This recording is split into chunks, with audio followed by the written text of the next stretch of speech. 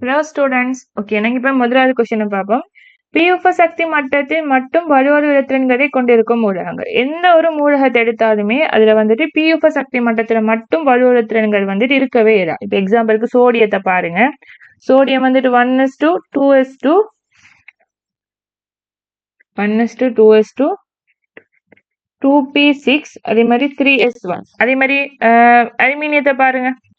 1s2 2s2 2p6 3s2 3p1.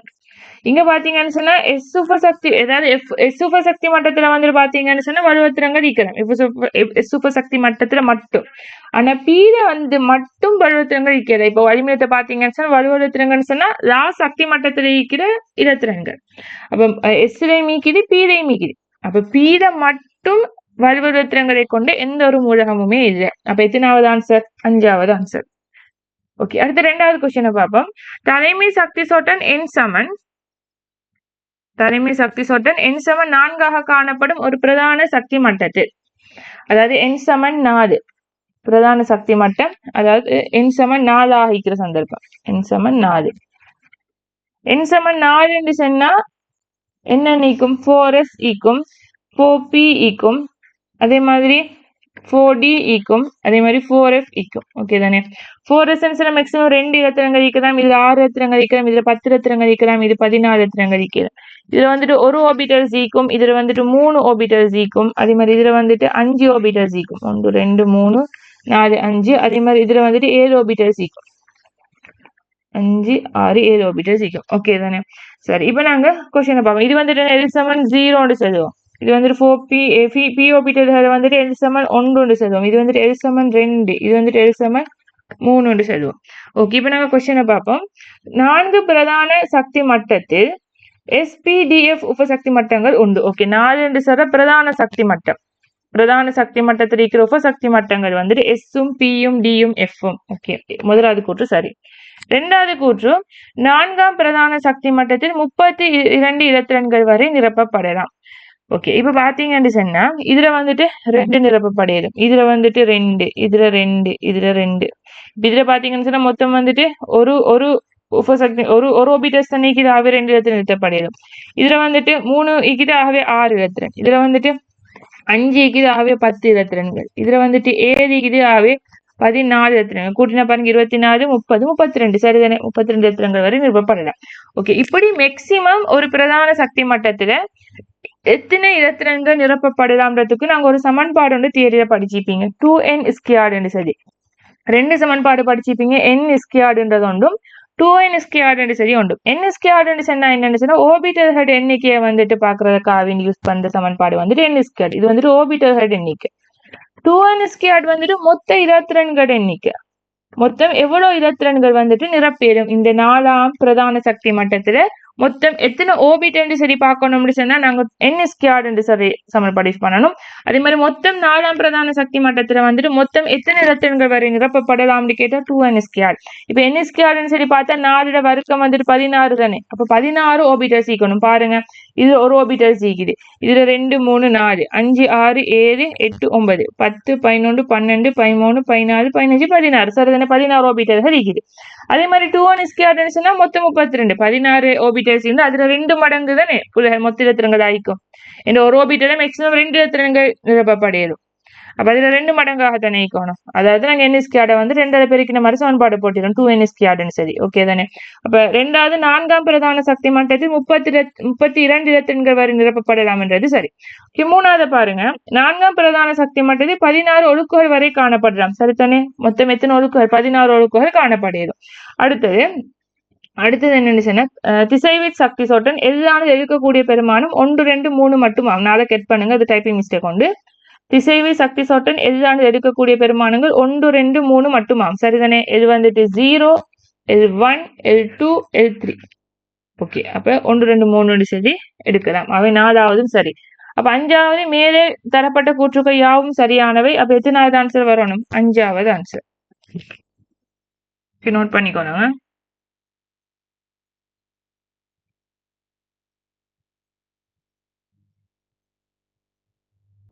Okay, அடுத்தது 3வது question. அதாவது முதலாம் அயனாக்க வெப்புளுரை அதிகரிக்கிற வரிசையை கேட்டிக்கிறாங்க. முதலாம் அயனாக்க வெப்புளுரைக்கு என்ன உலரோட? பொட்டாசியம், அடுத்து வந்துட்டு சோடியம், பொட்டாசியத்தை விட சோடியத்தை கூட, அதுக்கப்புறம் லித்தியம், அலுமினியம், அதுக்கப்புறம் கால்சியம், அதுக்கப்புறம் மெக்னீசியம், சிலிக்கன், போரன், பெரிலியம், கந்தகம், பாஸ்பரஸ், கார்பன், கார்பனை விட யாருக்கு கூட? குளோரின், அது மாதிரி அதுக்கப்புறம் ஹைட்ரஜன், அதை விட ஆக்சிஜனுக்கு கூட, அதை விட ஆர்கனுக்கு கூட, அதை விட ஆர்கனை விட குளோரினுக்கு கூட, அதை விட நியோனுக்கு கூட, எல்லாத்தை விட ஹீலியத்துக்கு கூட. ஓகே, இதான் முதலாம் அயனாக்க சக்திக்குரிய ஆர்டர். இதை வந்துட்டு ஈஸியான ஒரு மெத்தடை பாடமாக்கிடும், அதை நான் சரித்தரேன், ஞாபகம் வச்சுக்கொள்ளுங்க. இது வந்துட்டு பொல்லாத ஞாபகம் வச்சுக்கோங்க, பொல்லாத சோம்பேறி, பொல்லாத சோம்பேறி லில்லி அல்லீடு, லில்லி அல்லி. கடைசி மகள், கடைசி மகள் சின்ன போபி,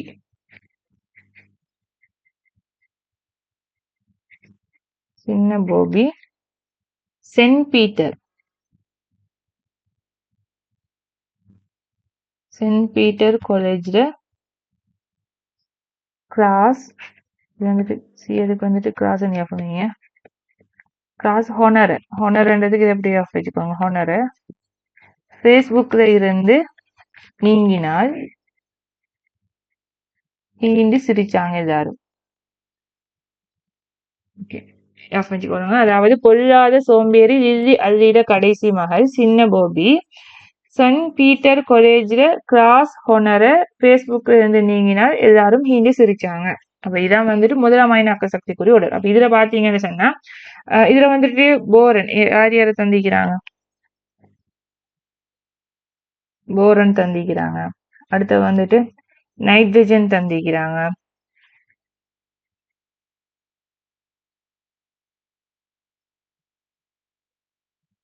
ஹொனருக்கு வந்துட்டு HON சரி வந்து அதுக்கு கீழே தான் ஆர் வரணும். ஏஆருக்கு முதல்ல நைட்ரஜன் வரணும். ஓகே தானே, ஹொனர் HONAR. ஓகே, அப்ப நைட்ரஜன் தந்திக்கிறாங்க. அடுத்தது வந்துட்டு போரன், அடுத்தது நைட்ரஜன், அதே மாதிரி கந்தகம் தந்திக்கிறாங்க. அடுத்து வந்துட்டு பாஸ்பரஸ், கார்பன், அடுத்து வந்துட்டு குளோரின். அப்ப இதுல ஆர்டர் பண்ணீங்கன்னு சொன்னா போரனுக்கு நல்லா குறையும், அதுக்கு பிறகு கந்தகம், அது பிறகு பாஸ்பரஸ், கார்பன், அது பிறகு குளோரின், அதுக்கு பிறகு நைட்ரஜன். அப்ப இது எத்தனாவது ஆர்டர்? 3வது ஆர்டர். அப்ப இதுக்கு எத்தனாவது ஆன்சர்? 3வது ஆன்சர். ஓகே, அடுத்தது வந்துட்டு பிளாட்டினத்தின் மேற்பரப்பினாலாவது. பிளாட்டினத்தின் மேற்பரப்பில் ஓர் ஒளியியல்திறனை உண்டாக்க தேவையான ஒளியின் குறைந்தபட்ச மீடியம் 5 தர 16 செகண்ட் -1 ஆகும். அதாவது ஒரு செகண்டுக்கு 5 தர 10 மேல் 6. ஒளியின் 2 நானோமீட்டர் அலை நீளமுள்ள கதிர்ப்பு பிளாட்டினம் மேற்பரப்பில் செலுத்தப்படுகின்றது. வெளியேற்றம் அடைந்த இலத்திரண்ட இயக்க சக்தி அதாகும். ஓகே, இப்ப என்னன்னு சொன்னா ஒரு மேற்பரப்புல இருந்து நாங்க இலத்திரனை வந்துட்டு கலட்டணும் சொன்னா என்ன செய்யணும்? ஒரு குறிப்பிட்ட சக்தியை கொடுக்கணும். நீங்க பிசிக்ஸ்ல வந்துட்டு வேலை சார்பு அப்படின்ற ஒரு விஷயம் வந்து படிச்சிருப்பீங்க, ரேடியேஷன் படிச்சாக்கிறதுக்கு வேணும், லாஸ்ட் யூனிட் படிச்சாக்கிறதுக்கு. அப்ப நாங்க ஒரு குறிப்பிட்ட சக்தி ஈண்டு சார் ஒரு சக்தியை கொடுக்கணும். அந்த ஈண்ட ஒரு சக்தி வந்துட்டு இந்த மேற்பரப்புல இருந்து இலத்திரன்களை அகற்றதுக்கு செலவாகும். சரியா?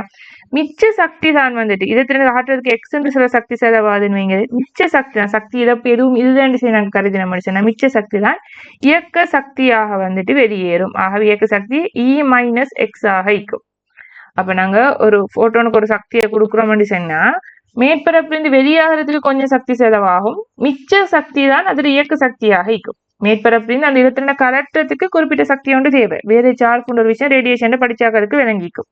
ஓகே, இப்ப எங்கிட்ட கேட்ட கேள்வி வந்துட்டு இந்த கைனடிக் எனர்ஜி என்னன்றதுதான் கேள்வி. அப்ப நாங்க என்ன செய்யணும்? ஈல இருந்து இந்த எக்ஸை வந்துட்டு கழிக்கணும்.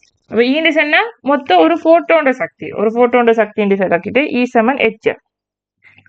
அப்ப HF பதிலா H × C/λ பிரதியிடணும். ஓகே தானே, HC/λ. இது வந்து நாங்க கழிக்கணும், இதுக்குரியது தந்திக்கிறாங்க, குறைந்தபட்ச மீட்டர் தந்திக்கிறாங்க F. இதுல சக்தியை காணலாம் HF என்று சொல்லி. அப்ப அது வந்துட்டு HF. அப்ப இதான் அவங்க கேட்ட கைனடிக் எனர்ஜி ஆகிக்கும். அப்ப இதுல போட்டு பிரதிட்டோம்னு சொன்னா H என்று சொல்றது 6.62 6 தர 10 சாயம் 34. சி வந்துட்டு 3 தர 10 மேல் 8. அதன் கீழ் லெம்டா வந்துட்டு 2 நானோமீட்டர் தந்திக்கிறாங்க.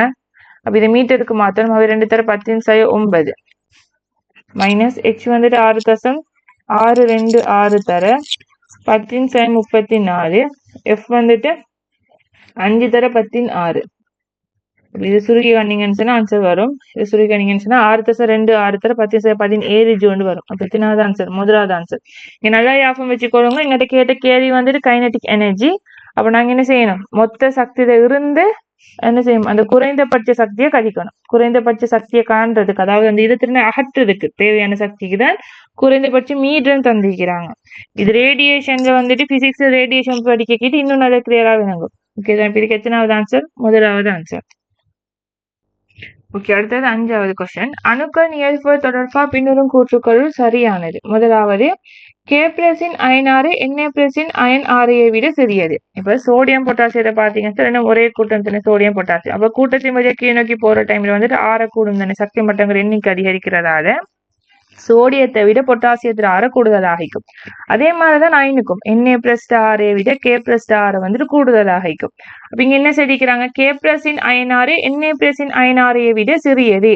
இது Na+ஐ விட K+க்கு தான் அயனார கூட. ஆகவே முதலாவது பிழை. 2வது பாத்தீங்கன்னு சொன்னா, இடத்திறன் ஒன்றை சேர்த்தல் நைட்ரஜனை விட குளோரினுக்கு இலகுவானது. இப்ப வந்துட்டு இடத்திறன் ஒன்று சேர்க்கிறது தானே இடத்திறன் நாட்டம் என்று சொல்லுவோம். இடத்திறன் நாட்டம் நைட்ரஜனுக்கு பாத்தீங்கன்னு சொன்னா பிளஸ்ல வரும், குளோரினுக்கு பாத்தீங்கன்னு சொன்னா மைனஸ்ல வரும். ஏன்னா இதுக்கு மைனஸ்ல வருதுன்னா, இப்ப குளோரின் இடத்திறனுக்கு பாத்தீங்கன்னு சொன்னா இப்படிதான் நினைக்கும் 3s2 3p5. அப்ப இது வந்துட்டு உறுதி அடையணும்னு சொன்னா ஒரு இடத்திறனை ஏற்ற உறுதி அடையும் தானே. 3p6 மாறும் தானே, 3s2 3p6 மாறும் தானே. அப்போ ஒரு இடத்திறனை ஏற்கிறதுக்கு தான் பார்க்கும் நீங்க. அப்போ ஒரு இடத்திறனை ஏற்க கிட்ட வந்துட்டு என்ன செய்யும்? சக்தி வெளியிடப்படும். அப்ப குளோரினுக்கு வந்துட்டு மைனஸ்ல தான் நிற்கும். விளங்குதா? குளோரினுக்கு மைனஸ் வைக்கும், அதே மாதிரி நைட்ரஜனுக்கு வந்துட்டு பிளஸ் வைக்கும். குளோரினுக்கு மைனஸ் வைக்கும், நைட்ரஜனுக்கு வந்துட்டு பிளஸ் வைக்கும். அப்ப இடத்திறன் நாட்டம், அதாவது இடத்திறனோட சேர்க்கிறது வந்துட்டு குளோரினுக்கு தான் இலகுவாகிக்கும். அப்ப இங்க என்ன சொல்றாங்க? இடத்திறனோட சேர்த்து நைட்ரஜனை விட குளோரினுக்கு இலகுவானது. சரிதானே? இடத்திறனோட சேர்க்கிறது நைட்ரஜனை விட குளோரினுக்கு தான் இலகுவாகிக்கும். இப்ப இடத்திறன் நாட்டத்துல ஓர்டரை பாத்தீங்கன்னு சொன்னா, இடத்திறன் நாட்டம் கூடினால் வந்துட்டு குளோரின் தான். இப்ப இடத்திறன் நாட்டத்துல ஓர்டர் வந்துட்டு beryllium, magnesium, calcium, helium, neon, argon, boron, aluminium, potassium, sodium, அடுத்தது லித்தியம், அதுக்கப்புறம் பொஸ்பரஸ், அதுக்கப்புறம் கார்பன், சிலிக்கன், ஆக்சிஜன், கந்தகம், selenium, iodine, bromine, chlorine, chlorine. குளோரினுக்கு தான் இடத்திறன் நாட்டம் கூட. ஓகே தானே? சரி, இப்ப 2வது கொஸ்டின் சரி, இதை எழுதி வைங்க. இதான் இடத்திறன் நாட்டத்தினுடைய ஓர்டர். இடத்திறன் நாட்டம் கூடினால் வந்துட்டு குளோரின். அடுத்தது, போலிங்கின் அளவு திட்டத்தின்படி கந்தகத்தின் மின்னழுத்தன்மை நைட்ரஜனை விட அதிகமாகும். போலிங் அளவு திட்டத்தின்படி மின்னழுத்தன்மையோட ஓர்டர் என்ன? அது வந்துட்டு ஃபொங்கல் பிரதர் இஸ் CpH ஞாபகம் வச்சுக்கோங்க. FONCL.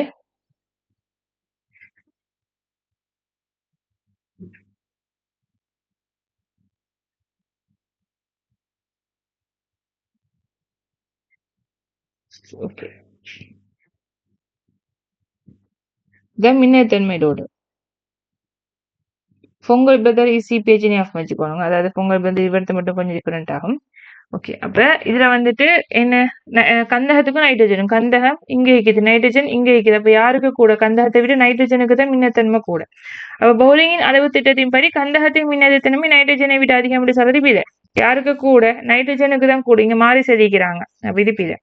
அடுத்தது 4வது, ஆக்சிஜன் அணுவின் முதலாம் அயனாக்கல் சக்தி நைட்ரஜன் அணுவின் முதலாம் அயனாக்கல் சக்தியை விட அதிகம். இப்போ ஆக்சிஜனுக்கும் நைட்ரஜனுக்கும் நான் முதலாவது வந்துட்டு தேர்ட் கொஸ்டின்ல சொல்லியிருந்தேன். ஆக்சிஜனுக்கும் நைட்ரஜனுக்கும் பாருங்க, முதலாம் அயனாக்க சக்திக்குரிய ஓர்டர் இதான்.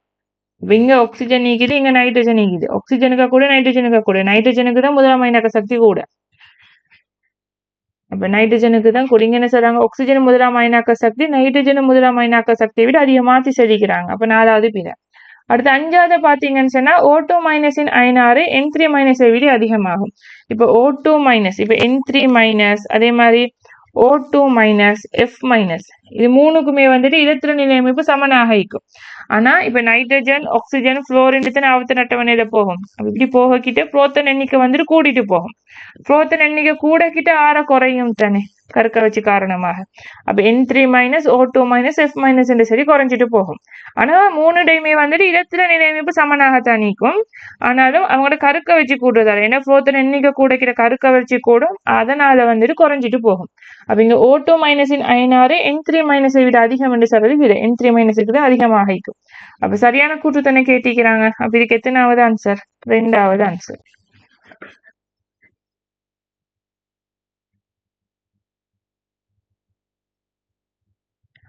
அடுத்தது வந்துட்டு கீழே தரப்பட்ட மூலக்கூறுகள் தொடர்பா பின்னொரு பொய்யான கூற்று எதுன்னு கேட்டிக்கிறாங்க. அதாவது வடிவங்கள் சம்பந்தமான கேள்வி இது.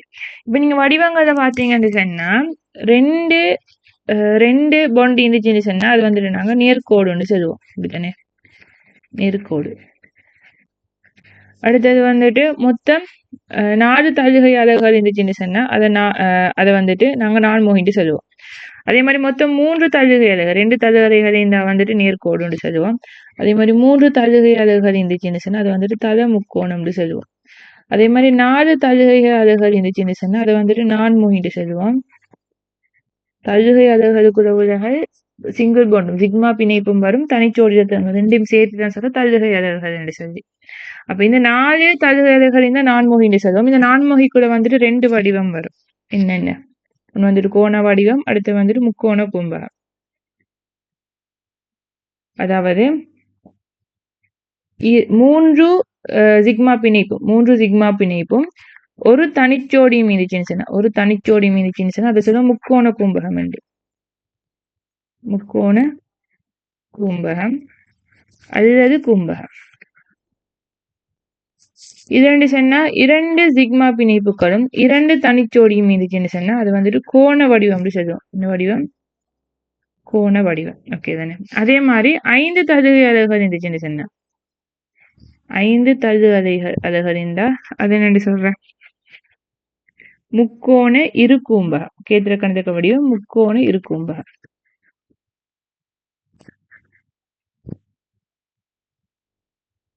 இந்த முக்கோண இரும்பு கூம்பகத்துக்குள்ள வந்து என்ன வடிவங்கள் இருக்கும்? இப்ப 5ம் 0ம் மீந்தான்னு சொன்ன, அதாவது 5மே சிக்மாவா இருந்துச்சுன்னு சொன்னா முக்கோண இருகூம்பகம் அப்படி சொல்லுவோம். இது சொன்னா 4 சிக்மாவும் ஒரு தனிச்சோடியும் இருந்துச்சுன்னு சொன்னா அது வந்துட்டு சீசோ வடிவம். ஓகே தானே. அதே மாதிரி 3 சிக்மாவும் 2 தனிச்சோடிகள் மீந்துச்சுன்னு சொன்னா அது வந்துட்டு டி வடிவம் என்று சொல்லுவோம். டி வடிவம், டி ஷேப். அதே மாதிரி 2 சிக்மாவும் 3 தனிச்சோடிகள் மீந்துச்சுன்னு சொன்னா அது வந்துட்டு நேர்கோடு வடிவம் சொல்லுவோம். நேர்கோடு. அடுத்தது 6 தழுகலைகள் இருந்தா 6 தழுகலைகள் 6 தழுகலைகள் இருந்தா அதை சொல்றது என்னண்டு எண்முகின்னு சொல்லுவோம். எண்முகி. அதுல வந்துட்டு வர வடிவங்கள் எண்முகிக்குள்ள வர வடிவங்கள் ஒண்ணு வந்துட்டு 5 சிக்மாவும் ஒரு தனிச்சோடி மீந்துச்சுன்னா அது வந்துட்டு சதுர கும்பகம். சதுர கும்பகம். இங்க உள்ள முக்கோண கும்பகம், இது வந்துட்டு சதுர கும்பகம். சரிதானே. அடுத்து வந்துட்டு 4 சிக்மாவும் 2 தனிச்சோடியும் இருந்துச்சுன்னு சொன்னா அது வந்துட்டு தல சதுரம் அல்லது சதுரத்தலம். தல சதுரம் அல்லது சதுரத்தலம். இவ்வளவுதான் வடிவங்கள். ஓகே. இப்ப வந்துட்டு அவங்க தந்திக்கிற வடிவங்களை நாங்க பார்ப்போம். ஓகே. இப்ப வந்துட்டு நாங்க கொஸ்டினுக்குள்ள வருவோம். அதாவது இது ஒவ்வொன்றையும் கட்டமைப்பு பாருங்க. பெரிலியம் குளோரைட்டை பார்த்தீங்கன்னு சொன்னா பெரிலியம் குளோரைட்னு சொல்றது வந்துட்டு நேர்கோட்டு வடிவமாய்க்கும். இப்ப நாங்க இப்ப வந்துட்டு அதாவது கேத்திர கணித வடிவம்னு ஒரு விஷயம் சொல்லுவோம், அடுத்து வந்துட்டு வடிவம் என்று சொல்லி ஒரு விஷயம் சொல்லுவோம். கேத்திர கணித வடிவம் சொல்லிக்கிட்ட வந்துட்டு என்னென்ன வரும்? நேர்கோடு வரும், அது வந்துட்டு தல முக்கோணம் வரும், அதே மாதிரி நான்முகி வரும், அடுத்து முக்கோண இருகூம்பகம் வரும், கோண இருகூம்பகம், எண்முகி. இவ்வளவுதான் கேத்திர கணித வடிவத்துக்குள்ள இந்த 5ம் தான் வரும். வடிவம் சரி வர கிட்டதான் என்ன அதாவது நாங்க சீசோ டி வடிவம் சொல்லுவோம் தானே, அதெல்லாம் வடிவத்துக்குள்ளதான் வரும். சரிதானே. ஓகே. இப்ப வந்துட்டு நாங்க இது ஒவ்வொரு வடிவத்தை பாத்தீங்க. பெரிலியம் குளோரைடை பாத்தீங்கன்னா இதான் பெரிலியம் குளோரைட்டினுடைய கட்டமைப்பு. ஓகே, இதான் பெரியம் குளோரைட்டு கட்டமைப்பு. பெரியம் குளோரைட்டினுடைய வடிவம் சொன்னாலும் நேர்கோடு தான். கேத்திர கணித வடிவம் எதுன்னு கேட்டாலும் நேர்கோடு தான். அதே மாதிரி BCl3 அதுலயும் வந்துட்டு வடிவம் சொன்னாலும் தத முக்கோணம் தான். கேத்திர கணித வடிவம் சொன்னாலும் தத முக்கோணம் தான். அதே மாதிரி NH3 பாத்தீங்கன்னு சொன்னா நான்முகின்னு சொன்னா கேத்திர கணித வடிவம். NH3னுடைய கேத்திர கணித வடிவம் நான்முகியாக இருக்கும். வடிவம் வந்துட்டு என்னவாக இருக்கும்? கூம்பகமாக இருக்கும். NH3 கேத்திர கணித வடிவம் நான்முகி, வடிவம் கூம்பகம். அதே மாதிரி CCl4 பாத்தீங்கன்னு சொன்னா வடிவமும் நான்முகியாகத்தான் நிற்கும். கேத்திர கணித வடிவமும் நான்முகியாகத்தான் நிற்கும். அதே மாதிரி ICl3 பாத்தீங்கன்னு சொன்னா கேத்திர கணித வடிவம் கேட்டாங்கன்னு சொன்னா முக்கோண இருக்கூம்பகம் வரும். அதே மாதிரி வடிவம் கேட்டாங்கன்னு சொன்னா T வடிவமாக இருக்கும். அதே மாதிரி SF4 பாத்தீங்கன்னு சொன்னா கேத்திர கணித வடிவம் வந்துட்டு முக்கோண இருக்கூம்பகமாக இருக்கும். வடிவம் சரி கேட்டா வந்துட்டு சீசோவாக இருக்கும்.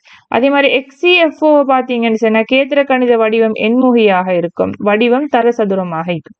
அதே மாதிரி SF6க்கு வந்துட்டு எண்முகி தான் கேத்திர கணித வடிவமாக இருக்கும். வடிவமும் எண்முகியாக தான் நிற்கும். ஓகே தானே? இப்ப நாங்க கேள்விக்குள்ள வருவோம்.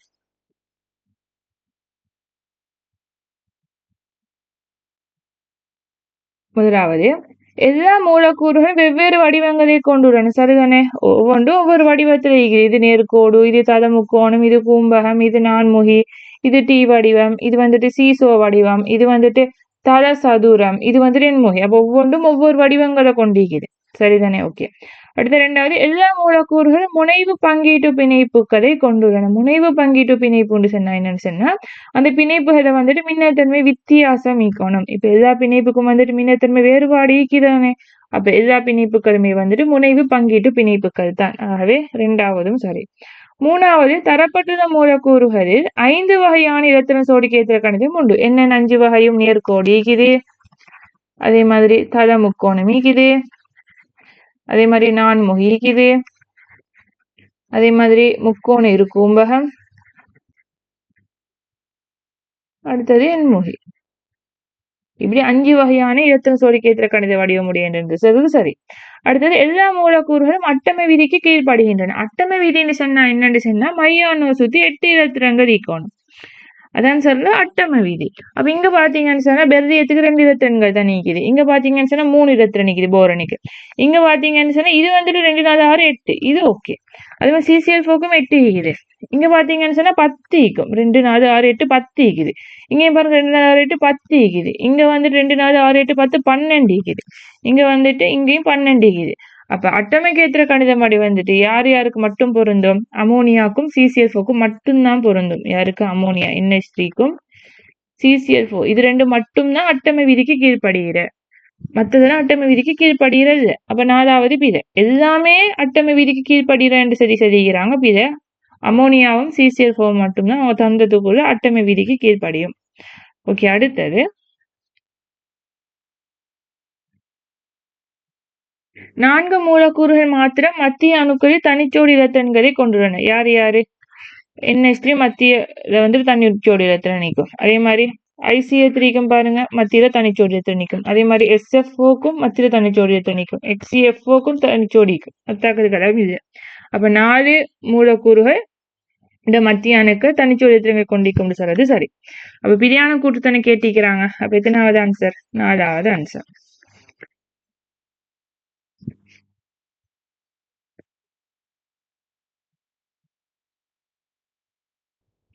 அடுத்தது 7வது கொஸ்டின் பார்ப்போம். 5 சக்தி காரணிகளும் அவற்றை விளக்கும் தரவுகளும் சோடிகளாக கீழே தரப்பட்டுள்ளன. அதாவது இச்சோடி தரப்பட்ட முறை சம்பந்தப்பட்ட சக்தி காரணி சரியாக விளக்கவில்லை என்று சொல்லி கேட்கிறாங்க. இது வந்துட்டு பிழையான கூற்று அப்படின்னு கேட்கிறாங்க. முதலாவது பாத்தீங்கன்னு சொன்னா H3O+ கேஸின் நியம தோன்றல் வெப்ப உருளை மாற்றம். இப்ப நியம தோன்றல் வெப்ப உருளை மாற்றம் சொன்னா ஒரு மோல் தோன்றணும். அப்படிதானே? ஒரு மோல் தோன்றணும். தோன்றால் ஒரு மோல் ஆகிக்கணும். அப்ப இங்க H3O+ ஒரு மோல் ஆகிக்குது. அவர் தோன்றது யார் என்று தோன்றணும்? உறுதியான மூலக்கூறுகள் என்று தோன்றும். H2 case O2 case தோன்றணும். சரிதானே? அப்ப முதலாவது சரி. தாக்கமும் சமப்படுத்தப்பட்டிருக்கிறது. சரி. இரண்டாவது பாத்தீங்கன்னு சொன்னா லித்தியத்தின் நியம முதலாம் இலத்திரன் ஏற்றல் வெப்ப உருளை மாற்றம். அதாவது மூலகங்கள் வந்துட்டு இலத்திரனை வந்துட்டு ஏற்கிறதும் சரி இழக்கிறதும் சரி வாயு நிலையில தான் வந்துட்டு இலத்திரனை ஏற்கும் இழக்கும். அவை லித்தியம் கேஸ் வந்துட்டு இலத்திரனை ஏற்று லித்தியம் மைனஸ் கேஸாக மாறும். இதான் வந்துட்டு இலத்திரன் ஏற்றல் வெப்ப உருளை மாற்றம் லித்தியத்துல. இதுவும் சரி. மூணாவது குளோரின் இலத்திரன் நாட்டம், இதுவும் சரி. இப்ப வந்துட்டு இலத்திரன் நாட்டத்துக்கு ஒரு சமன்பாடு உண்டிக்குது, அதே மாதிரி இலத்திரன் பெரும் சக்தி, அதாவது இலத்திரன் ஏற்ற சக்திக்கு இன்னொரு சமன்பாடு உண்டிக்குது. இப்ப நீங்க வந்துட்டு ரிசோர்ஸ் புக்ல பார்த்திருப்பீங்க, Cl கேஸ் இலத்திரன் Cl மைனஸ் கேஸ். இது வந்துட்டு என்ன? இது வந்துட்டு இலத்திரன் ஏற்றல் சக்தி, இலத்திரன் ஏற்றல் சக்தி. ரெண்டுடையும் குறி வித்தியாசப்படும். இலத்திரன் ஏற்றல் சக்தி இது வந்துட்டு -349 கிலோ ஜூல் மோல் -1 ஆகிக்கும். இது வந்துட்டு chlorine Cl minus gas, Cl gas plus இலத்திரன். இது வந்துட்டு என்ன சொல்லுவோம்? இலத்திரன் நாட்டம் என்று சொல்லுவோம். இலத்திரன் நாட்டம் ரிசோர்ஸ் புக்ல பாருங்க தெளிவா இருக்கும். இலத்திரன் நாட்டம் இது வந்துட்டு +349 கிலோ ஜூல் மோல் -1 ஆகிக்கும். சரிதானே? அப்ப இதான் இலத்திரன் நாட்டத்துக்குரிய சமன்பாடு. ரெண்டும் கிட்டத்தட்ட ஒன்றுதான். ஆனா இலத்திரன் ஏற்ற சக்தி மைனஸ் ஆக இருக்கும், இலத்திரன் நாட்டம் பிளஸ் ஆக இருக்கும். அப்ப குளோரின் இலத்திரன் நாட்டத்துக்குரிய சமன்பாடு சரிதானே? ஓகே. அடுத்தது 4வது அமோனியாவின் நியம தகன வெப்புளுரை மாற்றம். தகன வெப்புளுரை மாற்றத்தை நிறைய வச்சுக்கொள்ளுங்க. தகனிக்கிற ஆள் வந்துட்டு ஒரு மூல ஆயிக்கணும். நியம ஆக்க வெப்புளுரையில வந்துட்டு உருவாகிற ஆள் ஒரு மூல ஆய்ந்தாருதானே. அதே மாதிரி தகன வெப்புளுரையில வந்துட்டு யாரை நாங்க தகனிக்கிறோமோ அவர் ஒரு மூல ஆயிக்கணும். அப்ப நாங்க இங்க தகனிக்கிறோம் ஆக்சிஜனோட தானே தகனிக்க செய்வோம். அப்ப நாங்க இங்க அமோனியாவை ஆக்சிஜனோட தகனம் அடைய செய்யறோம். அப்ப இங்க இருக்கிற அமோனியா ஒரு மூலா இந்திக்கணும். இங்க அமோனியா ஒரு மூலா, இதை 4 மூல் தகனிக்கிறோம். ஆக இது வந்துட்டு நியம தகன வெப்புளுரை மாற்றம் இல்ல. அப்ப நியம தகன வெப்புளுரை மாற்றத்துக்குரிய கோவை எப்படி வந்து ஈக்கணும்? சமன்பாடு அமோனியா NH3 பிளஸ் O2 தாக்கம் புரிஞ்சு N2வும் H2Oவும் வருது. தாக்கத்தை சமப்படுத்தினீங்க சொன்னா இது வந்துட்டு ஒரு மூலா வச்சுக்கொண்டு தான் நாங்க சமப்படுத்தணும். இது வந்துட்டு 3/4 சரி வரும். N2 வந்துட்டு 1/2 சரி வரும். அதே மாதிரி H2 வந்துட்டு 3/2 சரி வரும். அப்ப இதான் இதுக்குரிய சமன்பாடு. ஆனா எனக்கு பிரியா தந்திக்கிறாங்க, அதாவது பிரியா.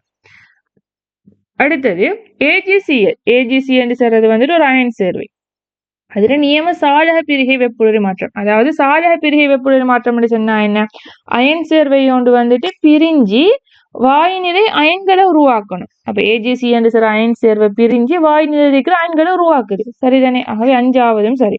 அப்ப பிரியான கூட்டு தானே கேட்டிக்கிறாங்க. எத்தனாவது ஆன்சர்? 4வது ஆன்சர்.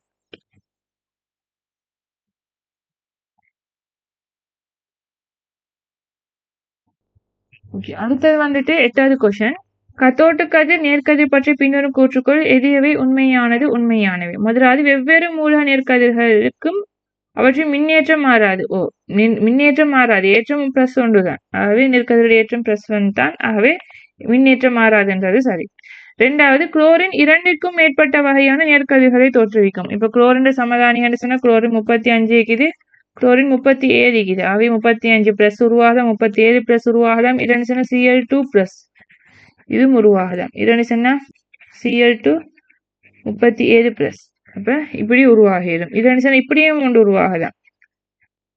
37 35 பிளஸ். அப்ப இப்படி அந்த 2க்கு மேற்பட்ட நேர்கதிர்கள் குளோரின் தோற்றுவிக்கும். அப்ப அது சரி.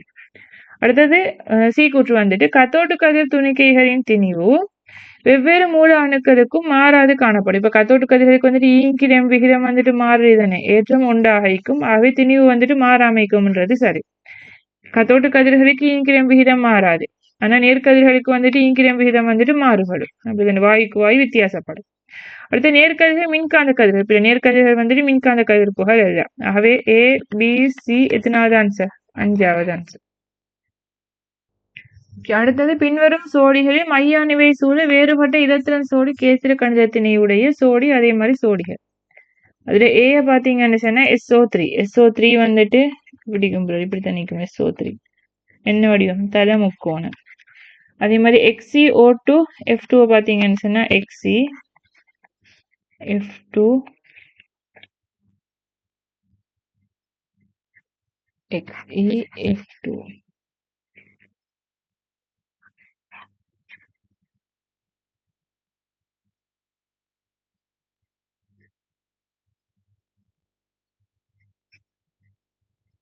இது வந்துட்டு தலமுக்கோணம். SO3 வந்துட்டு தலமுக்கோணம். அடுத்து வந்துட்டு Xe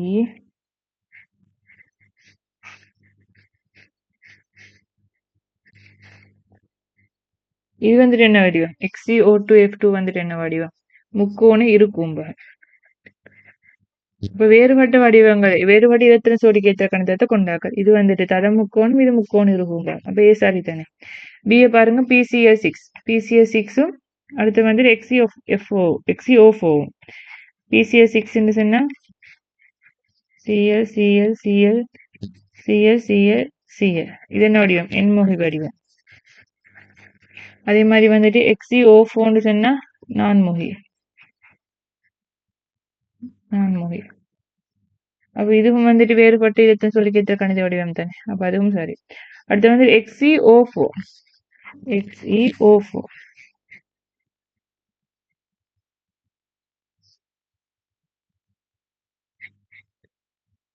இது என்ன வடிவம்?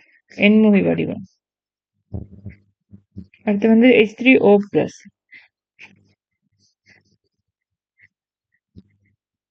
H3O+ என்று சொல்றது வந்துட்டு நான்முகி வடிவமாக இருக்கும்.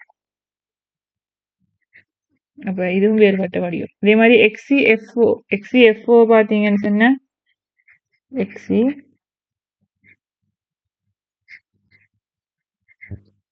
XeFO இது வந்துட்டு எண்முகி வடிவமாக இருக்கும். அதே மாதிரி CH3- வந்துட்டு நான்முகி வடிவமாயிக்கும். அப்ப இதுவும் சரி. அப்ப வேறுபட்ட இடத்தை சொடிக்கேற்ற கணித கொண்டாக்கிறது ABCD 4மே சரியா வரும். ஆகவே எத்தனாவது ஆன்சர்? 5வது ஆன்சர். அடுத்த 10வது கொஸ்டின்.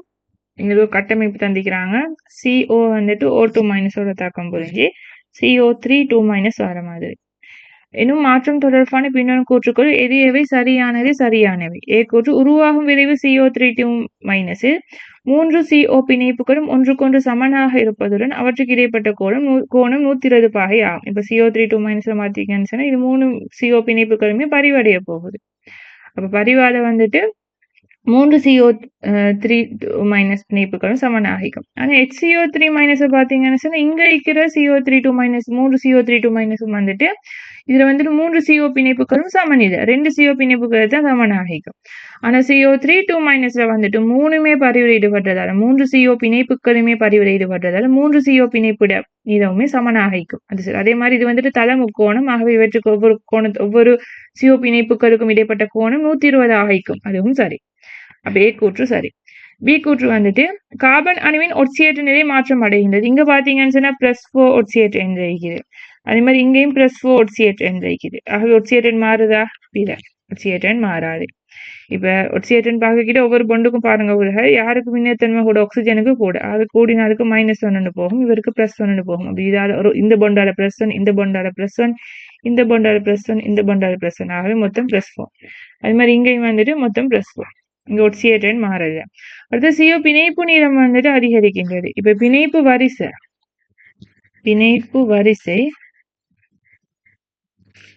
வரிசை குறைஞ்சிச்சுன்னு சொன்னா பிணைப்பு நீளம் என்ன செய்யும்? கூடும். இங்க பிணைப்பு வரிசை வந்துட்டு 2 ஆகிக்கும். இங்க பிணைப்பு வரிசை வந்துட்டு 4/3 ஆகிக்கும்.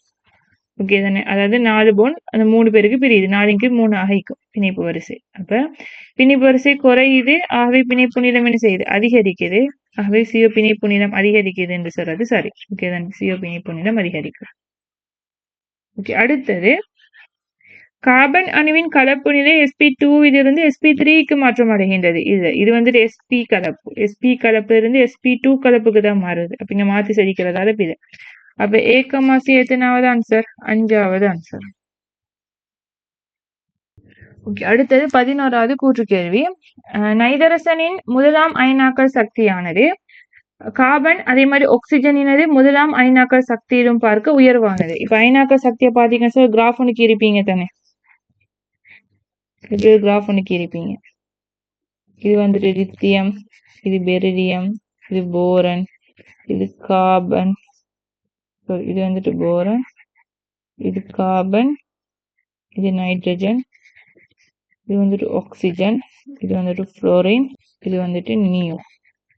ஓகே, அப்ப இங்க பாத்தீங்கன்னு சொன்னா கார்பன் ஆக்சிஜன் ரெண்டும் விடவுமே நைட்ரஜன் அயனாக்கல் சக்தி கூட. அதாவது இது முதலாம் கூட்டம், இது 2ஆம் கூட்டம், இது 3ஆம் கூட்டம், இது 4ஆம் கூட்டம், 5, 6, 7, 8ஆம் கூட்டம். இதான் இதுல கிராஃப். இங்க நைட்ரஜன் வந்துட்டு கார்பன் ஆக்சிஜனை விட கூட.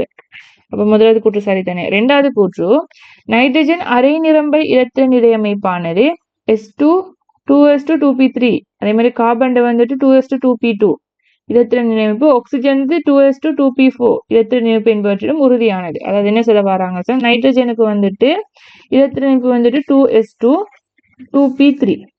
அதே மாதிரி ஆக்சிஜனுக்கும் கார்பனுக்கும் பாத்தீங்கன்னு சொன்னா, கார்பனுக்கு என்ன 2s2 2p2, ஆக்சிஜனுக்கு வந்துட்டு 2s2 2p4. இதெல்லாம் வந்துட்டு பாத்தீங்கன்னு சொன்னா, இப்ப 2p2 எப்படி புதலிக்கும், இப்படிதான் நீக்கும். இது வந்துட்டு முழு நிரம்பலும் இல்லை, அரை நிரம்பலும் இல்லை. 2p4 சொன்னா எப்படி இருக்கும், இப்படிதான் நிக்கும். இதுவும் முழு நிரம்பலும் இல்லை, அரை நிரம்பலும் இல்லை. ஆனா 2p3 பாத்தீங்கன்னு சொன்னா இது வந்துட்டு அரை நிரம்பல். அரை நிரம்பல் உறுதி. இப்ப முழு நிரம்பலும் உறுதி, அரை நிரம்பலும் உறுதி. அப்ப நைட்ரஜன் இந்த இதத்தினிப்பு வந்துட்டு உறுதியானதாக இருக்கும். அதுக்கு ரீசன் வந்துட்டு அது வந்துட்டு அரை நிரம்பல் இருக்கிறது. ஆனா இவங்க ரெண்டு பேருக்கும் அப்படி இல்லை. அப்ப அதாலதான் இதத்தினை வந்துட்டு அகற்றுறதுக்கு கஷ்டம். இப்ப நைட்ரஜன் இதத்தை அகற்ற கஷ்டம் என்னன்னு சொன்னா அது வந்துட்டு அரை நிரம்பல் இருக்குது. அப்ப அதாலதான் இதத்தினை அகற்றுறது கஷ்டம். முதலாவது இதத்தினை அகற்றணும்னு சொன்னா 2p3 இருந்து தானே அகற்றணும். அப்ப அந்த இடத்துல அகற்றுறதுக்கு கஷ்டம். அப்ப அப்படின்றதாலதான் நைட்ரஜன் அயனாக்க சக்தி கூடுதலாகிக்குது. ஆகவே முதலாவதுக்கு இரண்டாவது தகுந்த விளக்கம் முதலாவது ஆன்சர். ஓகே, அடுத்து இரண்டாம் ஆவர்த்தன மூலகங்களில் மிகவும் பெரிய உறுதியான அயனை உருவாக்கும் மூலகம் நைட்ரஜன் ஆகும். அதாவது N3- தான் வந்துட்டு உறுதியானதாக இருக்கும். ஆகவே இது வந்துட்டு சரி. அடுத்து நைட்ரஜன் அணு -3 தொடக்கம் +6 வரையான ஒட்சியேற்ற எண்களை வெளிக்காட்டக்கூடியது. -3 இருந்து +6 இல்ல, நைட்ரஜனுக்கு -3 இருந்து +5 வரைக்கும் தான் நிக்குது. அப்ப இது பிற. ஆகவே சரி பிற, மூணாவது ஆன்சர். ஓகே, அடுத்தது 13வது கேள்வி. 80 பாகை செல்சியஸில் H2 கேஸின் சராசரி மூலக்கூற்று கதியானது 40 பாகை செல்சியஸில் Cl2 கேஸின் சராசரி மூலக்கூற்று கதியை விட கூடியதாம். இப்ப சராசரி மூலக்கூற்று கதி C² பார பாத்தீங்கன்னு சொன்னா 3RT/m அப்படித்தானே சராசரி மூலக்கூற்று கதி 3RT/m. இது கேட்டது வந்துட்டு அதாவது C² பாருங்க சராசரி வர்க்க கதி. ஓகே தானே. எங்கிட்ட கேட்டது சராசரி மூலக்கூற்று கதி. சராசரி மூலக்கூற்று கதிக்குரிய சமன்பாடு என்னன்னு சொன்னா C பார். இதுக்குரிய சமன்பாடு 3RT/m வர்க்க மூலம். ஆகவே C பார் என்று சொல்றது நிறுவித சமனாக காணப்படும். வர்க்க மூலம் T/m-க்கு. T சொன்னா தனி வெப்பநிலை, M சொன்னா மூலக்கூற்று திணிவு. ஓகே தானே. இப்ப நாங்க இப்ப H2க்கு பார்த்தோம்னு சொன்னா, ஹைட்ரஜனுக்கு பார்த்தோம்னா என்னென்று வரும் 80 பாகை செல்சியஸ். 80 பாகை செல்சியஸ் கெல்வினுக்கு மாத்திக்கிட்ட 353. அவை 353 கீழ் ஹைட்ரஜன் மூலக்கூறு திணிவு 2. அதுல வர்க்க மூலம் சரி வரும். அது மாதிரி Cl2க்கு பாத்தீங்கன்னு சொன்னா 40 பாகை செல்சியஸ். 40 பாகை செல்சியஸ் வந்துட்டு கெல்வினுக்கு மாத்திக்கிட்டு 273 கூட்டணும். அப்ப 40ஓடு 273 கூட்டிக்கிட்டு 313. 313 Cl2க்கு வந்துட்டு மூலக்கூற்று திணிவு 71. அப்ப இதுல பாத்தீங்கன்னு சொன்னா இவர பெருமானம் குறையிக்கும். சரிதானே. அப்ப சராசரி மூலக்கூற்று கதி யாருக்கு குறையிக்கும், H2வை விட Cl2க்கு குறையிக்கும். அப்ப முதலாவது கூற்று சரிதானே. H2க்கு கூட இருக்கிற மாதிரி சொல்லிக்கிறாங்க. சரிதானே. ஓகே, அடுத்தது சராசரி மூலக்கூற்று கதியானது வெப்பநிலையின் வர்க்க மூலத்திற்கு நேர்வீத சமமாகும். அதே வேளை மூலர் திணிவின் வர்க்க மூலத்திற்கு நேர்மாறு விகித சமனாகும். இங்க சொன்ன விஷயம் சரிதான். அதாவது வெப்பநிலைக்கு நேர்வீத வெப்பநிலையிட வர்க்க மூலத்துக்கு நேர்வீத சமனாகிக்கும். அதே மாதிரி மூலக்கூற்று திணியோட வர்க்க மூலத்துக்கு நேர்மாறு விகித சமன் சொல்றது சரி. ஆனா இங்க சும்மா வெப்பநிலை சொல்லிக்கிறாங்க. அதாலதான் இந்த கூற்று பிழைக்குது. இங்க தனி வெப்பநிலை என்ற வசனம் யூஸ் பண்ணிக்கணும். தனி வெப்பநிலையின் வர்க்க மூலத்திற்கு நேர்வீத சமம் சரி வந்திக்கும். அப்ப சரி பிற, மூணாவது ஆன்சர். அடுத்தது 14வது. N2 வாயுவின் அவதி வெப்பநிலை O2 வாயுவின் அவதி வெப்பநிலையை விட சிறியது. இப்ப N2 case O2 case. N2 மூலக்கூற்று திணிவு 28, O2 32. இப்ப அவதி வெப்பநிலையை பாத்தீங்கன்னு சொன்னா யாருக்கு மூலக்கூற்றுடைய கவர்ச்சி விசை, மூலக்கூற்றுடைய கவர்ச்சி யாருக்கு கூடுதல் ஆகிக்கிறோ, மூலக்கூற்றுடைய கவர்ச்சி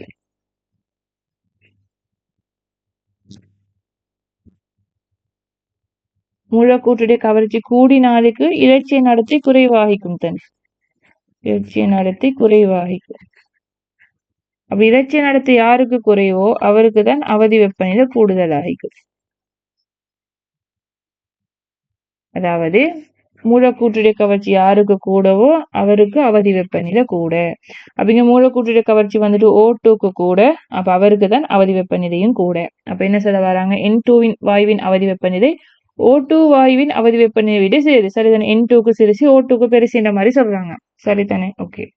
இரண்டாவது கூற்று, N2 மூலக்கூறுகளுக்கு இடையேயான கவர்ச்சி விசைகளை விட O2 மூலக்கூறுக்கு இடையான கவர்ச்சி விசை வலிமை. N2 விட O2 கவர்ச்சி விசை கூட. கவர்ச்சி விசை கூடன்றதாலதான் O2 கவர்ச்சி வெப்பநிலை கூடுதலாகிக்குது. முதலாவதுக்கு ரெண்டாவது பொருத்தமானது. சரியான விளக்கம் தான் ரெண்டாவது சதிக்கிறாங்க. முதலாவது கூற்றுக்குறை சரியான விளக்கம் தான் ரெண்டாவது சதிக்கிறதா. எத்தனாவது ஆன்சர்? முதலாவது ஆன்சர். அடுத்தது, மெய்வாயுவின் Z வந்துட்டு ஒன்றை விட பெரிதாக உள்ள போது எப்போதும் வெப்பநிலை அதிகரிப்பு Z-இன் வெப்பநிலை அதிகரிப்பு Z பெருமானம் குறைகின்றது. எப்போதும் சரவசனம் சதிக்கிறதால இந்த கூற்று வந்துட்டு பிழை. இது எப்போதும் சொல்றதால இந்த கூற்று பிழை. அதாலதான் புரிதல் வந்துட்டு அமுக்கம் வெப்பநிலை ரெண்டு நிபந்தனை சொல்றாங்க. இங்க வந்து வெப்பநிலை மட்டும்தான் கதைச்சிக்கிறாங்க. அடுத்தது ரெண்டாவது, எப்போதும் மெய்வாய்க்கின் வெப்பநிலையை உயர்த்தும் போது அவை இலட்சிய நடத்தை காண்பிக்கும். அதுவும் பிழை. எப்போதும் சொல்றதால பிழை. அவை பிழை 5வது ஆன்சர். Okay, thank you.